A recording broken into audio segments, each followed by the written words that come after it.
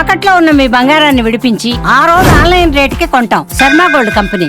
కర్ణాటక రాజధాని బెంగళూరును భారీ వర్షాలు కుమ్మేశాయి. భారీ వర్షం కారణంగా నగరంలోని వివిధ ప్రాంతాల్లో రోడ్లు, వీధులు వర్షపు నీటితో మునిగిపోయాయి. వాహనాల రాకపోకలు స్తంభించిపోయాయి. దీంతో వాహనదారులు, నగర ప్రజలు ఇబ్బందులు పడ్డారు.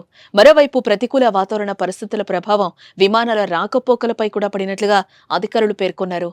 ఇక భారీ వర్షపు నీటిలోనే వాహనాల రాకపోకలు సాగించిన వీడియోలు ప్రస్తుతం సోషల్ మీడియాలో దర్శనమిస్తున్నాయి.